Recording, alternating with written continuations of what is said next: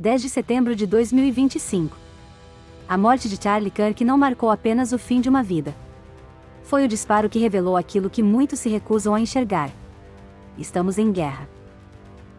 Não uma guerra de territórios, mas uma guerra pela própria realidade. Uma guerra de ideias. E ideias, quando são fortes o suficiente para desafiar o status quo, sempre custam sangue. Nos próximos minutos, vamos desvendar a anatomia desse conflito. Vamos conectar o ativista que morreu no século XXI ao filósofo que previu essa batalha no século XX. Este não é um obituário. É um mapa. Um mapa que nos permitirá compreender a batalha que atravessa gerações e que decidirá o futuro da civilização ocidental. Antes de avançarmos, é preciso compreender uma conexão fundamental. 2 homens. O mesmo sobrenome. O mesmo espírito. Russell Kirk no século XX, Charlie Kirk no século XXI.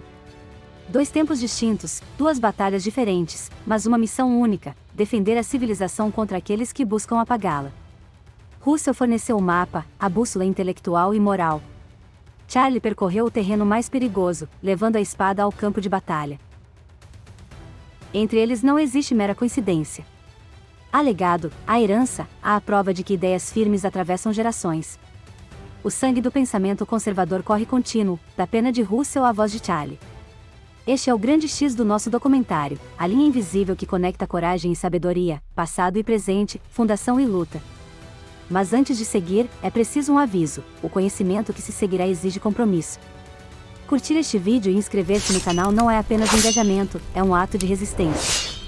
Sem ele, legados como este morrem 2 vezes, na carne e na memória. Para compreender sua coragem, é necessário entender a hostilidade do terreno. Os campos universitários, outrora berço da sabedoria ocidental, estão se transformando em laboratórios de engenharia social. Ideias que deveriam ensinar pensamento crítico e liberdade foram substituídas por doutrinas que promovem divisão, culpa e desconstrução. O conceito central para entender essa transformação é a hegemonia cultural, popularizado pelo filósofo marxista Antônio Gramsci. Para dominar uma sociedade, não é necessário o uso da força, basta conquistar a cultura, escolas, imprensa, igrejas, artes. Nos anos 2010, essa marcha estava completa. O resultado foi a ascensão da cultura woke. Uma ideologia que enxerga o mundo exclusivamente através da lente do poder e da opressão. Conceitos como privilégio branco, dívida histórica e desconstrução se tornaram dogmas. A liberdade de expressão foi substituída pela tirania dos espaços seguros. Foi nesse cenário que surgiram os soldados da resistência. Homens como Jordan Peterson, que se recusou a adotar pronomes impostos pelo Estado canadense, ou Ben Shapiro, com seu mantra: fatos não se importam com seus sentimentos. E, claro, Charlie Kirk. Sua organização, a Turning Point USA. Não foi apenas um centro de debates intelectuais, foi uma tropa de linha de frente. Foi uma força de infantaria. Ele levou ao inimigo as ideias que eles mais temiam: a beleza da livre iniciativa, a nobreza do patriotismo e a solidez da moral judaico-cristã. Como ele mesmo dizia, eles querem que você se sinta culpado por ser americano. Querem que você tenha vergonha da sua história. Nós estamos aqui para dizer: tenha orgulho de quem você é e dos gigantes sobre cujos ombros você se apoia. Mas a coragem de Charlie Kirk não nasceu do vácuo. Ela se apoiava em uma fundação intelectual profunda, construída por um arquiteto que travou a guerra invisível, Russell Kirk. Em 1953, enquanto o mundo temia a bomba atômica, Russell Kirk temia algo mais sutil: a amnésia. O esquecimento das verdades que construíram a civilização. Sua obra-prima, The Conservative Mind, foi um ato de resgate. Russell Kirk não inventou o conservadorismo. Ele o redescobriu. Ele conectou os pontos entre os grandes pensadores, mostrando que existia uma corrente de sabedoria que resistia às modas revolucionárias. Kirk se apoiou em gigantes. O principal deles, Edmund Burke, o estadista irlandês que previu os horrores da Revolução Francesa. Foi Burke quem nos deu a mais bela definição de sociedade. A sociedade é um contrato. Não apenas entre os que vivem, mas entre os que vivem, os que já morreram e os que ainda estão por nascer. Essa é a essência da tradição, não como um apego cego ao passado, mas como um pacto entre gerações. Outro gigante que ecoa em Kirk é Chesterton, com sua famosa parábola, A Cerca de Chesterton. Chesterton dizia: ao encontrar uma cerca no meio do nada, não há derrube até descobrir por que ela foi colocada ali. Essa é a definição da prudência conservadora. Os revolucionários veem a cerca, a família, a moral, a pátria, e querem destruí-la. O conservador pergunta: do que esta cerca está nos protegendo? A prudência de Burke e Chesterton não era um medo abstrato. Era uma resposta a uma verdade histórica brutal: a utopia da esquerda, quando implementada, sempre termina em desastre.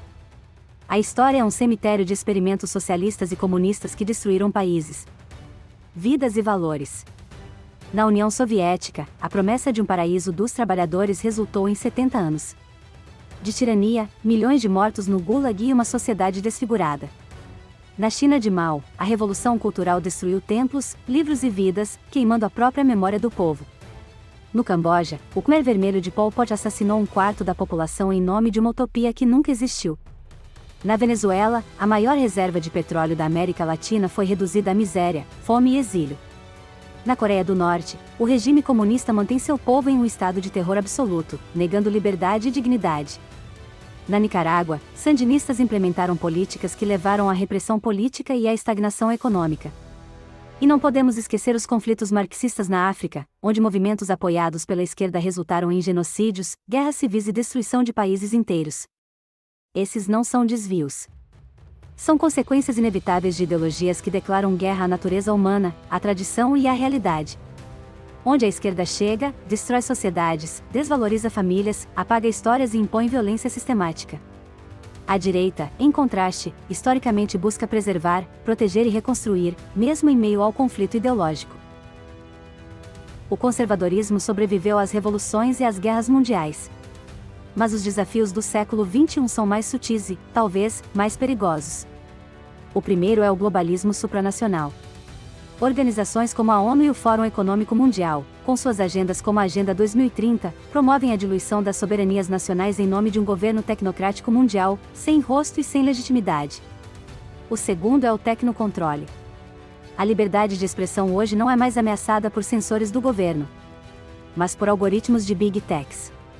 A praça pública digital é controlada por empresas com um claro viés ideológico. E o terceiro, o mais profundo, é a guerra antropológica. A desconstrução final.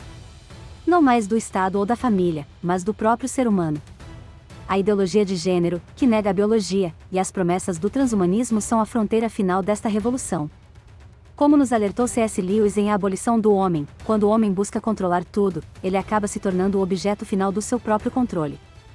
É a abolição da nossa humanidade. O tiro que matou Charlie Kirk não foi disparado no vácuo de 2025. A arma foi carregada por Gramsci, apontada pela escola de Frankfurt, e o gatilho foi puxado pela cultura do caos que eles criaram. A espada de Charlie. A fundação de Russell. O sangue, a profecia, o legado. Russell Kirk nos deu o mapa. Charlie Kirk nos mostrou a coragem para lutar. Agora, a tocha está em nossas mãos. Nossa luta não é apenas contar histórias. É preservar uma civilização. E isso só acontece se você estiver conosco. Seu like, sua inscrição, seu comentário, não são números. São atos de resistência.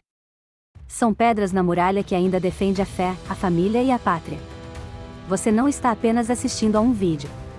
Você está carregando a tocha. Honre a espada. Defenda a fundação. Carregue o legado.